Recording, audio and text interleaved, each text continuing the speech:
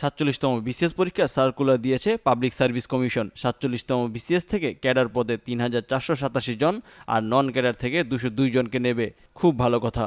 কিন্তু পিএসসি একটা নতুন সিদ্ধান্ত নিয়েছে। এই সিদ্ধান্তে আগামী দিনে যারা পরীক্ষার্থী তারা ক্ষতিগ্রস্ত হবে। ৪৭ বিসিএস এর সার্কুলারে বলা হয়েছে, প্রিলিমিনারি ও লিখিত পরীক্ষার প্রশ্নপত্র উত্তরপত্রের সাথেই জমা দিয়ে আসতে হবে। এতদিন এই প্রশ্নপত্র পরীক্ষার্থীরা সাথে করে নিয়ে আসতে পারত। পিএসসি এই সিদ্ধান্ত নিয়েছে যা নিয়ে কারো সাথে কোনো আলাপ করেনি। এমন সিদ্ধান্তে পরীক্ষার্থীদের মধ্যে নানা রকম প্রতিক্রিয়া দেখা যাচ্ছে। কেউ কেউ বলছে পরীক্ষা কেমন হলো, কত মার্ক পাবো, বিশেষ করে প্রিলিমিনারি পরীক্ষার কাট মার্কস কত হবে এসব বোঝা যেত। এমনকি পরীক্ষা শেষ হবার ১ ঘন্টার মধ্যে কোচিং সেন্টারগুলো সমাধান অনলাইনে আপলোড করে দিত। এখন এই সুযোগটি পাবে না কোচিং বা শিক্ষার্থীরা। ভারতে প্রশ্নপত্র শিক্ষার্থীদের দেওয়া হয় বিসিএস এর মতো পরীক্ষায়। আবার রাজ্য ভেদেও চাকরির ধরন ভেদে পরীক্ষার প্রশ্নপত্র উত্তরপত্র সাথেই রেখে আসতে হয় পরীক্ষার্থীদের। পরীক্ষার স্বচ্ছতার স্বার্থে এই সিদ্ধান্ত বলে জানা গেছে। পাকিস্তানেও বিষয়টি এরকম। তবে কেন্দ্রীয় পিএসসি পরীক্ষার প্রশ্নপত্র রেখে আসতে হয় না। বাংলাদেশেও এই নিয়ম আগে ছিল না, পিএসসি করলো।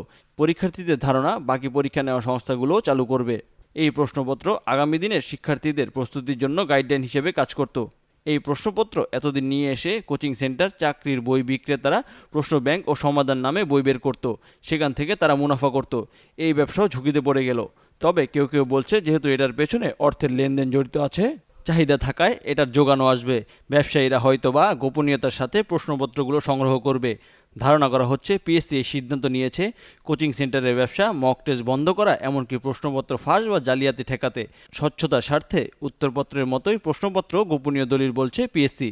তবে জালিয়াতি চক্র ধরা পড়ার খবর আসে ইদানিং কম, কিন্তু পুরোপুরি বন্ধ হয়েছে বলেই দাবি করে পিএসসি। তবে এই সিদ্ধান্ত যদি ভাঙে কেউ, তাহলে পরীক্ষার কাজে নিয়োজিতরা ভাঙবে। আর এই কাজে ইন্ধন দেবে কোচিং সেন্টার ব্যবসায়ীরা। তাদের কল্যাণে হয়তো আগামী দিনে পরীক্ষার্থীরা পেতে পারে প্রশ্নপত্রের পুরাতন কপি।